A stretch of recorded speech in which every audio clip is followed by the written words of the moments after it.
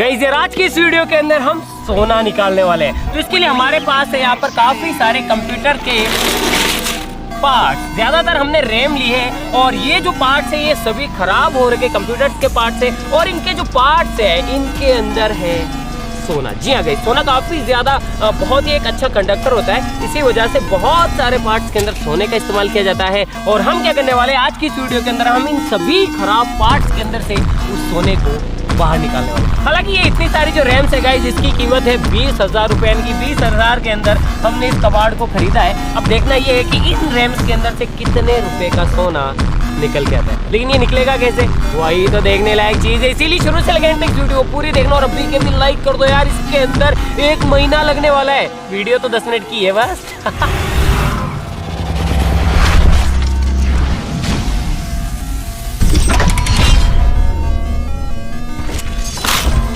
Step first, सबसे पहले हम एक ऐसा सॉल्यूशन बनाएंगे जिससे कि ये जो रैम्स की प्लास्टिक है इसके ऊपर जो गोल्ड है वो अलग हो जाए, यानी कि प्लास्टिक अलग हो जाए और गोल्ड अलग हो जाए। इसके लिए हम 2 चीज़ों का इस्तेमाल करेंगे, हाइड्रोक्लोरिक एसिड और 3% H2O2। हम इन दोनों का सॉल्यूशन बनाएंगे और इनकी जो क्वांटिटी है वो रहेगी 1/3, यानी कि अगर एक पार्ट इसका है तो 3 पार्ट HCl के होंगे। तो 100 मिलीलीटर ये अंदर हाइड्रोजन पेरोक्साइड ले लेता हूँ 3%।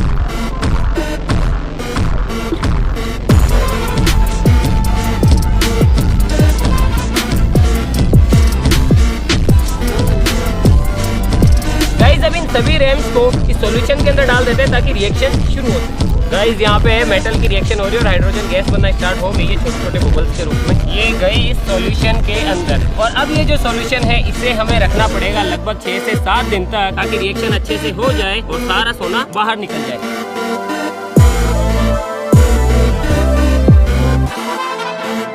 यार आज 7 से 8वां दिन। पहले जो हमारे कंप्यूटर पार्ट्स थे वो कुछ इस तरीके से थे।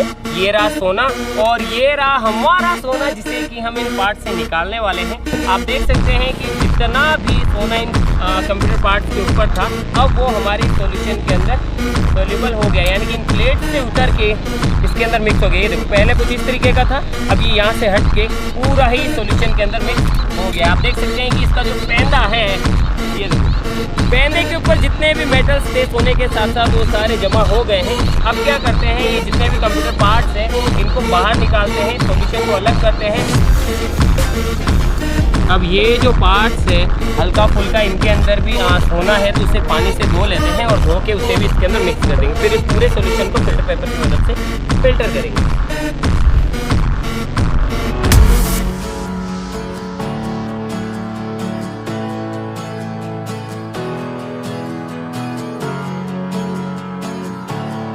गाइस आप देख सकते हैं कि इनके ऊपर जितना भी सोना था वो सारा निकल चुका है। देखो अभी इसके ऊपर कोई भी सोने की कोटिंग नहीं है और वो आ चुका है हमारे सॉल्यूशन के अंदर। ये देखो ध्यान से देखना, ये जो चमकने वाली चीज दिख रही है ना यही है गाइस हमारा गोल्ड, और बहुत सारा गोल्ड उसके अंदर भी है, इसके अंदर भी है। अब इन सारी चीजों को फिल्टर पेपर की मदद से फिल्टर करते हैं, उसके बाद में बनाएंगे एक्वा रेजी। गाइस ये है हमारा सिंपल सा फिल्ट्रेशन सिस्टम। तो इसके अंदर जो है इसे फिल्टर करते हैं तो जितना भी पानी है वो नीचे निकल जाएगा, जितना भी हमारा सोना है वो इसके अंदर इकट्ठा हो जाएगा।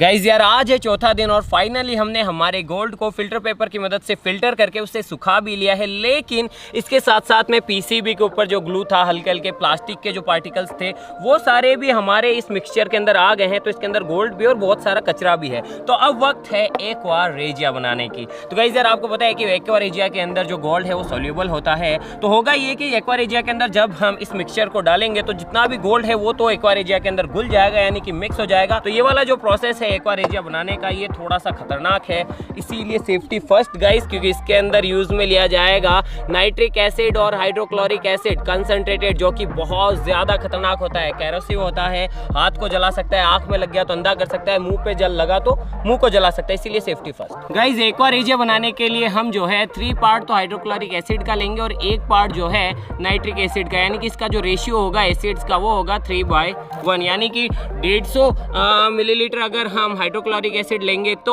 50 मिलीलीटर हम नाइट्रिक एसिड लेंगे। Please do not try this at your home, school और एनीवेयर, ये बहुत ज्यादा खतरनाक है।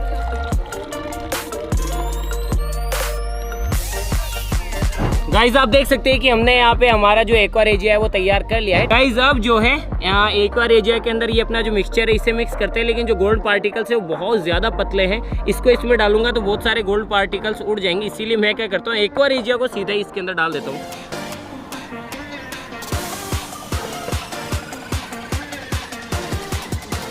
गाइज इसको थोड़ा सा हिलाते हैं ताकि जो भी गोल्ड है वो एक्वा रेजिया के अंदर मिक्स होना स्टार्ट हो जाए। ये ठीक वैसा ही है जैसा कि पानी के अंदर अपन शक्कर डालते हैं और वो मिक्स हो जाती है ना, उसी तरीके से ये जो गोल्ड है वो एक्वा रेजिया के अंदर डिजोल्व हो जाएगा। और उसके बाद में जब अपन क्या करते हैं पानी को बॉईल करते हैं तो वो शक्कर फिर से बच जाती है ना, उसी तरीके से अपन जो है गोल्ड को भी इससे अलग कर लेंगे। यहाँ पे बॉईल नहीं करेंगे, यहाँ पे अपन जो है इसके अंदर एक और केमिकल डालेंगे जिससे कि जो गोल्ड है वो अलग हो जाएगा और ये जो अपना एक्वा रेजिया है वो अलग हो जाएगा।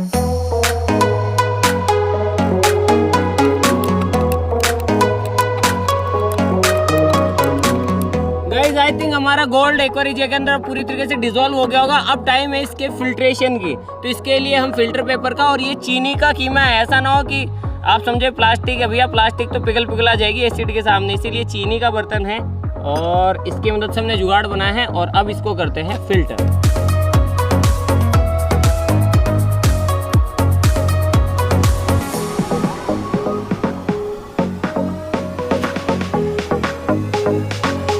अब गाइस इस प्रोसेस के अंदर क्या होगा कि जो गोल्ड है वो तो एक्वा रेजिया के अंदर डिसॉल्व्ड है, लेकिन बाकी सारी चीजें वो डिसॉल्व नहीं हुई है, तो वो सारी तो फिल्टर हो जाएगी और गोल्ड डिसॉल्व हुआ हुआ एक्वा रेजिया नीचे यहाँ पे आ रहा है, इसके अंदर गोल्ड है, बाकी सारी अशुद्धियां यहीं पे फिल्टर हो जाएगी।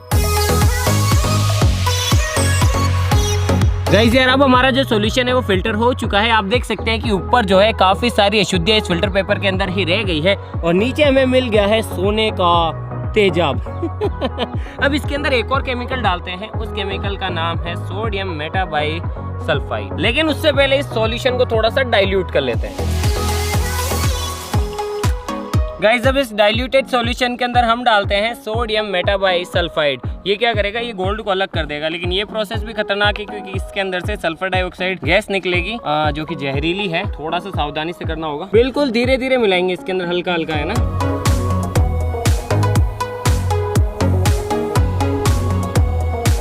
गाइस आप देख सकते हैं कि जो गोल्ड के पार्टिकल्स हैं वो धीरे धीरे नीचे की तरफ पेंदे में जमा होना स्टार्ट हो गए हैं। थोड़ा थोड़ा सा और डालते हैं। ये देखो गाइस, ये जो ब्लैक कलर की चीजें हैं ना, ये हल्का हल्का सा ब्लैक जैसा जो दिख रहा है आपको, यही है गोल्ड। ये देखो गाइस, और डालते हैं धीरे धीरे, थोड़ा पेशेंस से करेंगे।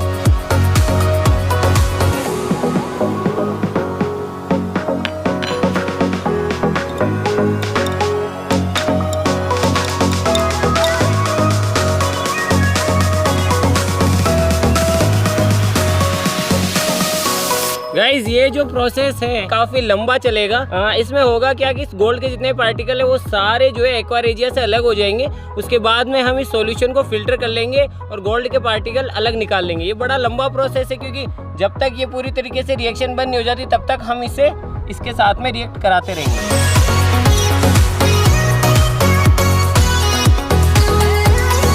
गाइस गोल्ड निकालना इतना भी आसान नहीं है। गोल्ड निकालते निकालते यहाँ पे तो जो है गमछा भी खुल गया मेरा।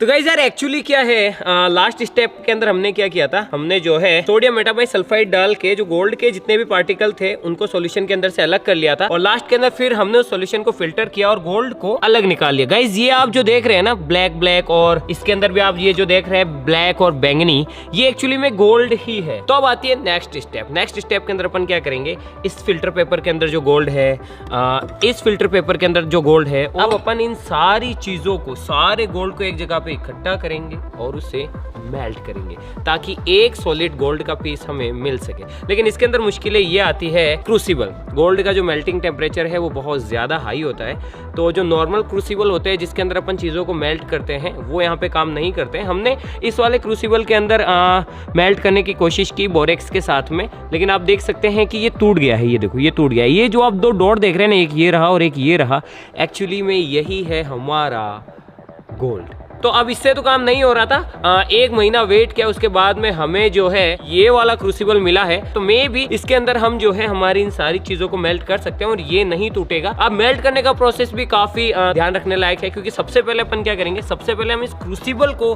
बहुत ज्यादा गर्म करेंगे। उसके बाद में अपन लेंगे बोरेक्स और इसके ऊपर हल्की हल्की सी बोरेक्स डालेंगे, जिससे क्या होगा, इस क्रूसिबल के ऊपर बोरेक्स की एक लेयर बन जाएगी। उससे क्या होगा, जो हमारा गोल्ड है वो हमारे क्रूसिबल से भी नहीं चिपकेगा, साथ ही साथ जो गोल्ड है वो ये जो एटमॉस्फेयर के अंदर ऑक्सीजन है उससे भी क्रिया नहीं करेगा, यानी गोल्ड का ऑक्सीडेशन नहीं होगा।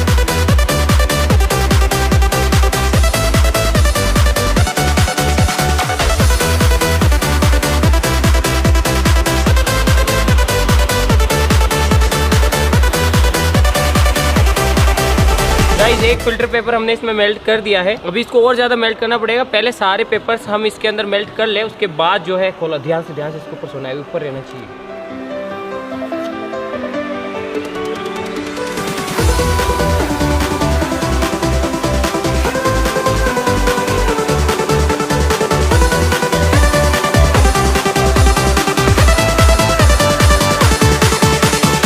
गाइस यार, अब जो है जितना भी गोल्ड है वो सारा इसके अंदर आ चुका है। ये देखो, ये जो पिघल रहा है ना, ये गोल्ड है अपना। तो अब इसको क्या है कि सारी जगह ये जो फैला हुआ है, अब इसको सारे को एक जगह करने के लिए हम इसमें और बोरेक्स डालेंगे। बोरेक्स को मेल्ट करेंगे बहुत ज़्यादा हाई टेम्परेचर पे। तो फिर क्या होगा कि मेल्ट के अंदर सोना सोना अलग हो जाएगा, बोरेक्स अलग हो जाएगी। आई होप बोरेक्स डालते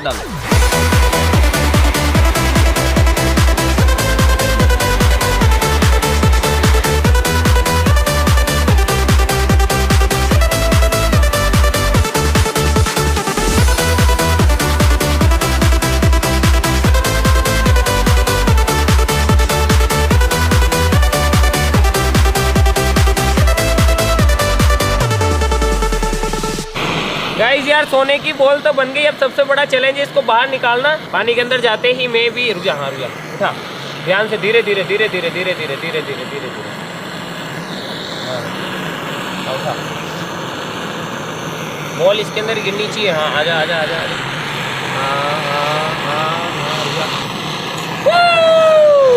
तो गाइस, ये रही हमारी सोने की बॉल, छोटी सी इसके अंदर। चलो इसे बाहर निकालते हैं, ऐसे निकाल लेते गाइस। तो गाइस यार, ये है गोल्ड जो कि हमने रिकवर किया है PCB से। हाँ भाई, बस इतना ही है। आप क्या सोच रहे थे कोई किलो 2 किलो निकलेगा? अरे यार, 14,000 रुपए की तो PCBs थी और बहुत सारा गोल्ड तो प्रोसेस के दौरान भी इधर उधर हो जाता है। लेकिन फाइनली आप देख सकते हैं कि हमारा जो प्रोसेस है कितने अच्छे से काम किया है कि ये रहा गोल्ड का एक छोटा सा टुकड़ा हमें यहाँ पे मिला है। आपको पता है गोल्ड कितना ज्यादा महंगा। ओह वाह यार, सोना की नहीं चमक रही हो। सोना, ये तो सोना की चमकी थी। इसको हल्का सा घिसते हैं गाइस। हाँ, नहीं वाह यार। तो गाइस यार, आप देख सकते हैं इसकी चमक। तो गाइस यार, फाइनली अब आप ये कह सकते हैं कि अगर हमारे पास नॉलेज है तो हम घर पे मिलने वाली चीजों का इस्तेमाल करके भी गोल्ड की रिकवरी कर सकते हैं। हाँ, मैं ये तो नहीं कहूंगा कि ये कोई प्रैक्टिकल मेथड है गोल्ड रिकवरी का। अगर लार्ज स्केल पे इस चीज को किया जाए, जितने भी स्पेयर पार्ट्स है, बड़ी बड़ी फैक्ट्रीज में इस चीज को किया जाए तो प्रॉफिटेबल हो सकता है। लेकिन ये तो खैर प्रॉफिटेबल तो नहीं है, बस साइज के हिसाब से सही है। कि प्रॉफिटेबल इसलिए नहीं क्योंकि जितने का ये सोना नहीं है ना, उससे ज्यादा जो है प्रोसेस के अंदर लग चुका है हमारा। तो ये है आपके सामने, एक बार और देख लो, सोना जो कि हमने निकाला है PCB से। हो सकता है मे बी कि इसके अंदर कुछ और भी मेटल्स का मिश्रण हो। हमने हमारी तरफ से पूरी कोशिश की। ले भाई, इसको संभाल के रख दे। तो गाइस, आज के लिए बस इतना। आप सब मिलते हैं इसकी नेक्स्ट वीडियो के अंदर किसी नए टॉपिक के साथ में। तब तक के लिए जय हिंद, जय भारत।